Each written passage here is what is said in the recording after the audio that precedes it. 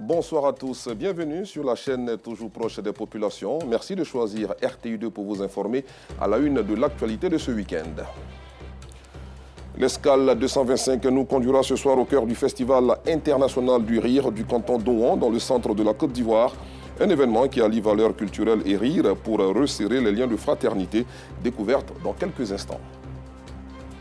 À l'international, au Proche-Orient, échec des pourparlers. Malgré les appels à un cessez-le-feu, les espoirs de paix reculent dans cette partie du monde. Merci pour votre fidélité. Place à la rubrique du jour.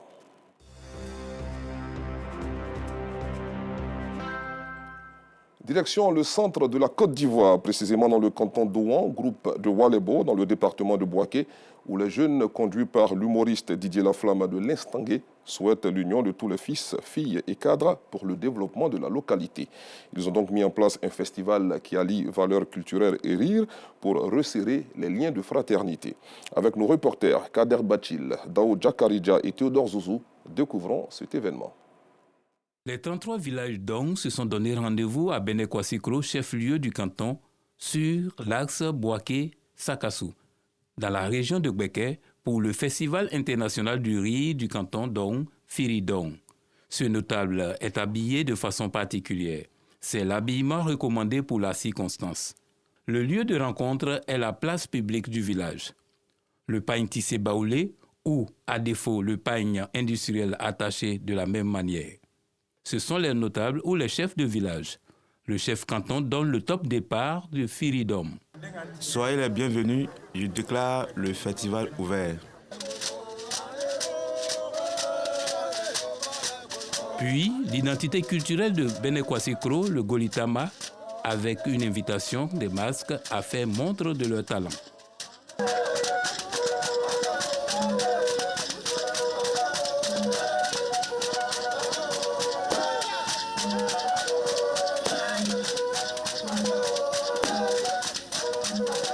Les Masgoli rivalisent d'ardeur sous la prouesse de Diego, le siffleur de corps.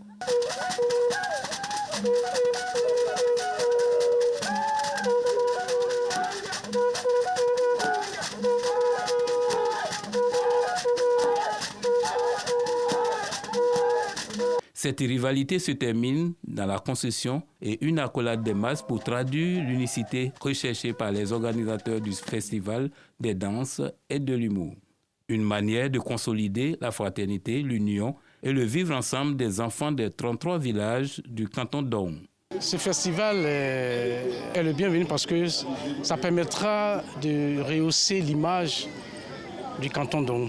Passer par l'humour et réunir tous les fils et filles du canton, ça va créer l'union sacrée, ça va créer la cohésion sociale qui est gage de développement.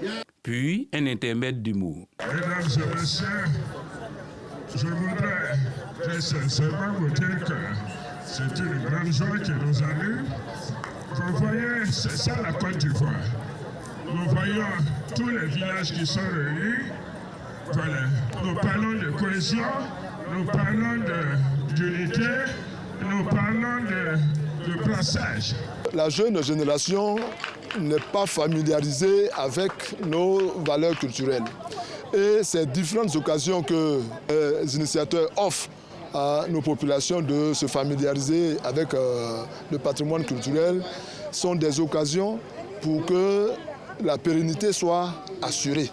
Nous voulons donc, au nom de Madame la ministre, dire merci aux initiateurs et les encourager sur cette voie, à faire en sorte que ce beau festival auquel nous venons d'assister, connaisse des lendemains encore meilleurs. La valeur identitaire revient comme pour dire que le public peut se retirer et que le couvert est remis pour le soir.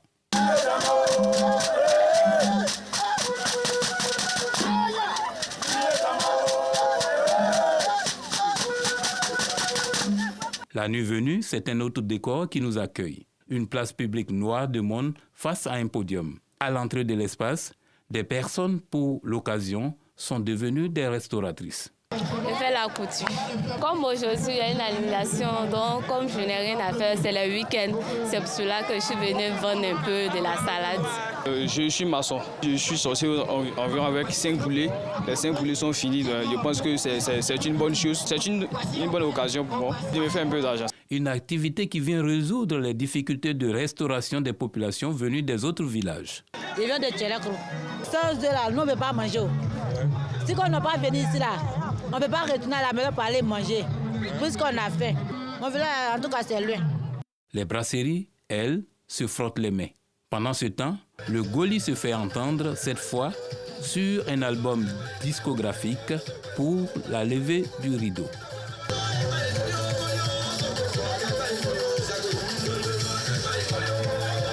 D'autres artistes chanteurs assurent le spectacle à la grande joie des populations. Ça nous arrange parce que ça fait un changement dans mon village. Ça fait que le village est notre style. Voilà. Donc si chaque année ça peut se répéter, ça nous arrange. C'est l'extase quand arrivent les humoristes. Le commissaire général revient sur les objectifs de ce festival. L'entente, l'union, la cohésion, c'est une question. Mais comment faciliter cette union, cette cohésion, l'entente? Et moi, mon domaine, c'est l'humour, la comédie. Je me suis dit quoi? À partir du rire, on peut facilement réunir les gens, on peut regrouper les gens. Alors, on a instauré ce festival-là. Les humoristes locaux ne se font pas prier pour saisir cette lucane de visibilité et de promotion. Il y a une fille qui est venue me demander, elle me dit non, je dépose mes dossiers partout, mais elle ne me prend pas pour travailler. Je lui ai demandé, mais quand on te drague, et tu acceptes. Elle dit, oh, je dis, c'est normal. Tu n'es pas quelqu'un dans ta société, c'est dans la société déjà tu es rentré. Les humoristes renommés font monter le mercure. La souris de sa cachette entend wow, wow, wow, wow. Elle se dit effectivement, le chat est parti. Parce que le chat n'aboie jamais. Donc elle sort de sa cachette. Dès qu'elle sort, qui l'attrape? C'est mon chat. Elle regarde mon chat comme ça jusqu'à... Elle dit, aïe, grand frère, depuis quand toi tu aboies comme un chien?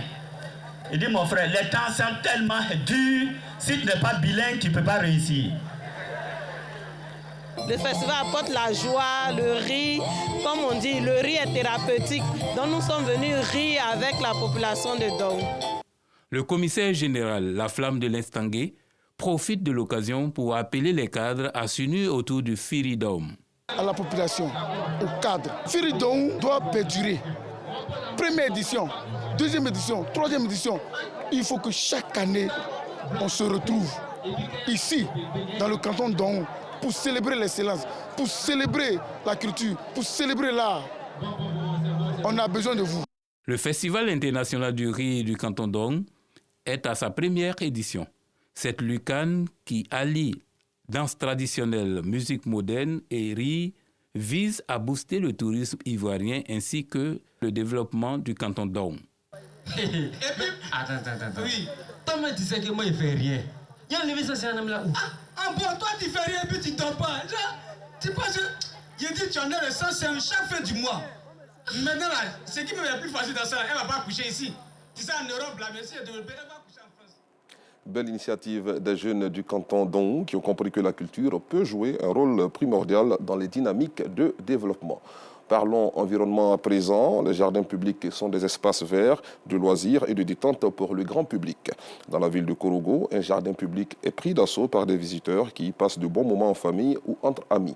Ce lieu permet aussi aux vendeurs ambulants de réaliser de bonnes affaires. Reportage Aïcha Guiri, Joël Gossé. Bienvenue au jardin public de Korogo, situé en plein cœur de la ville. Un espace vert aménagé pour accueillir les visiteurs. Alors, on a l'habitude de venir échanger de l'air ici, aussi échanger comment on appelle, des mots avec des personnes de bien que nous croisons. Le cadre est paisible, et que si vous remarquez un peu autour, il y a les policiers qui sont là.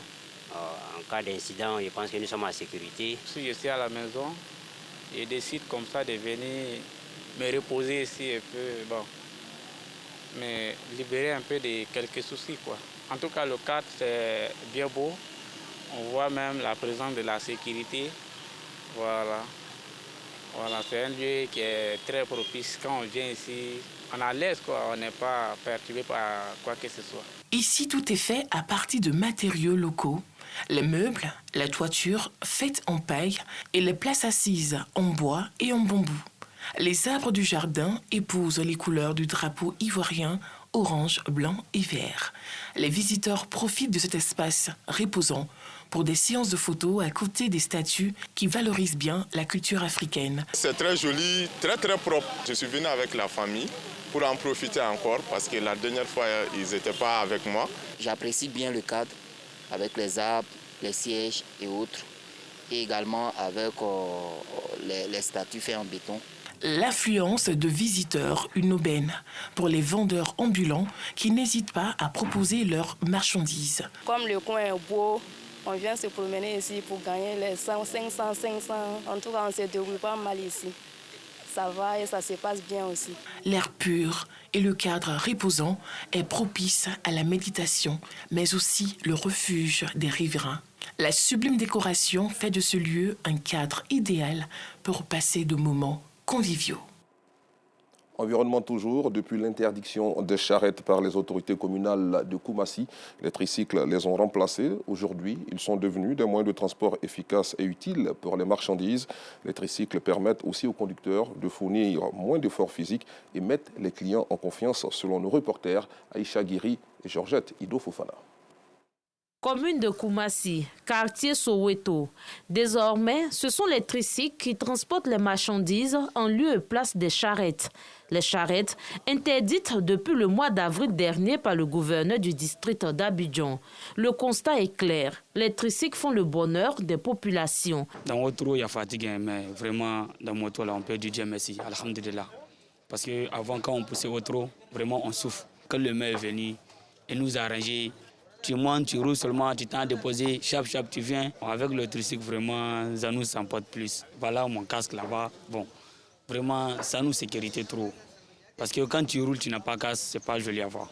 Ce tricycle, en tout cas, il est efficace, la rapidité. En fait, au lieu de pousser le auto à marcher là, est mieux. Lui, tu mets ton carburant, il t'amène où tu veux. Attendez-vous seulement sur le prix, ça va. Moi, je ne paye pas de transport, il est à l'aise. Tu as donné à l'autorité, tu as payé le transport toi-même pour aller croiser marchandises, tout ça là. Marchandises, en même temps, tu es obligé d'arriver avant marchandises. Alors que ça là, nous deux, on arrive ensemble. Cette mesure, prise par l'ancien maire de la commune, qui n'est autre que l'actuel gouverneur du district d'Abidjan, fait des heureux. Le tricycle là, ça nous arrange bien. C'est bon par rapport au taureau là. On gagne un peu dedans.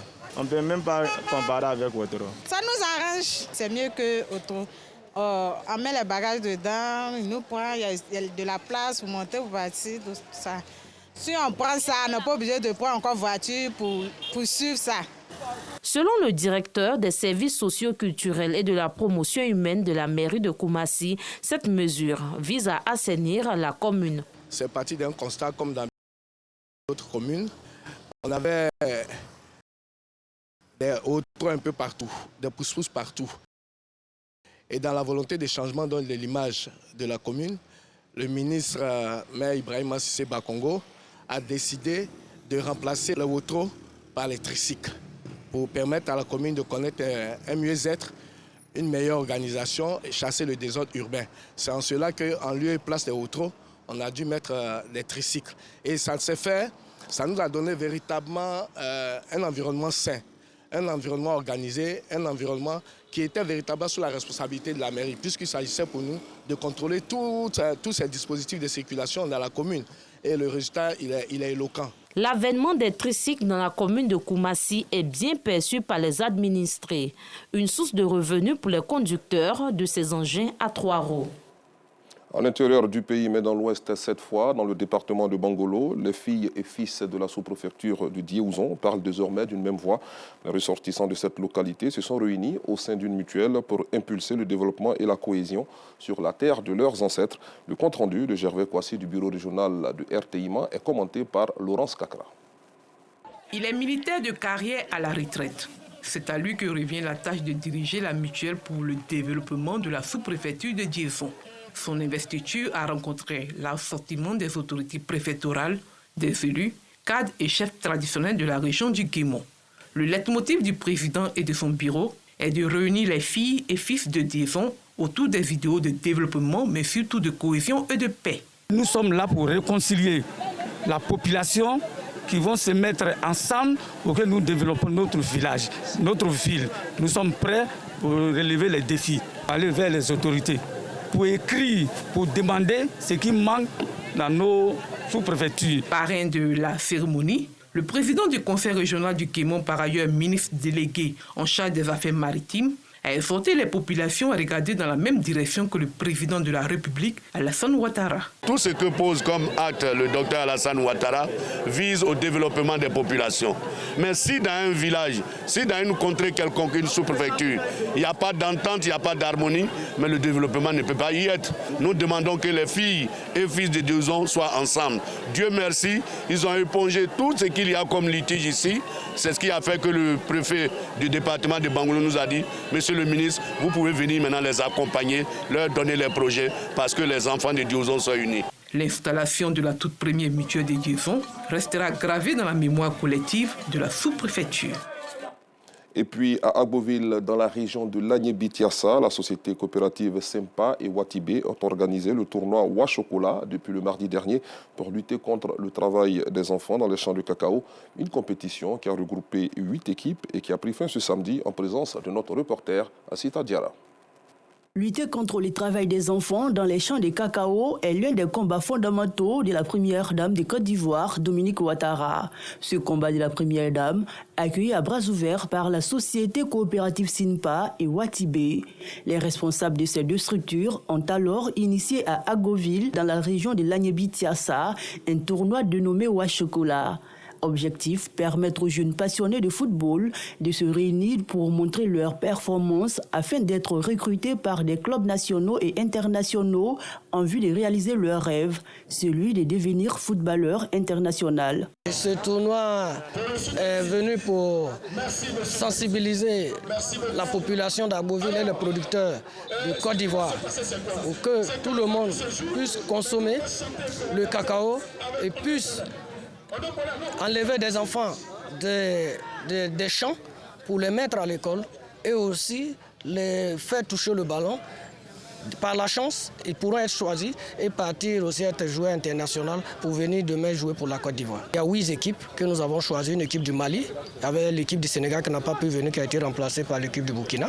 Et le reste, les 6 équipes viennent de la Côte d'Ivoire. La participation pour moi c'est une très très bonne chose. Ça permet aux jeunes de se déplacer, de venir en Côte d'Ivoire. Jouer au football. On sait que le football, c'est un vecteur aujourd'hui qui est très important pour la jeunesse et pour le développement. Donc aujourd'hui, je peux que féliciter Moussa pour ce grand événement. Ce tournoi qui a réuni 3 pays africains a vu la participation de 8 équipes qui se sont affrontées en présence de plusieurs cadres de la ville, mais aussi en présence de l'agent au maire de l'île Saint-Denis, venu de la France. Je suis très heureuse d'être aujourd'hui à Agboville pour ce premier tournoi Wa-Chocolat. Pour plusieurs raisons. La première raison, c'est que c'est du sport. Je suis élue également au sport, donc j'ai à cœur de voir les manifestations sportives et toutes les valeurs qu'elles fédèrent, d'entraide, de dépassement de soi, mais aussi les valeurs éducatives qui mènent au sport. Et donc allier l'éducation, le sport, le chocolat, le cacao qui est une richesse et avec toutes ses saveurs, pour moi c'est une belle réussite. Il y a des recruteurs qui sont venus pour permettre aux enfants d'aller aussi toucher le ballon derrière l'eau comme les gens le disent. Donc il y a Brest, il y a Lille, il y a Rennes qui sont là et il y a Caen aussi qui arrivera demain. Plusieurs acteurs du cacao en Côte d'Ivoire ont pris part à cette rencontre. UNT est présente ici aujourd'hui avec plusieurs leaders des coopératives agricoles venus soutenir le président Moussa qui prend beaucoup d'initiatives dans la filière café-cacao et vive ce tournoi que le meilleur gagne. Les phases éliminatoires se tiendront du 16 au 19 juillet au stade municipal d'Agoville et la finale se jouera le 20 juillet 2024. Dans l'actualité internationale, malgré les appels internationaux à un cessez-le-feu, les espoirs de paix reculent au Proche-Orient. Les tentatives de pourparlers ont échoué. Deux hauts responsables du Hamas ont déclaré qu'ils suspendaient leur participation aux négociations après les massacres de l'ennemi. Point final, merci d'avoir suivi cette édition. Bon week-end sur RTI2.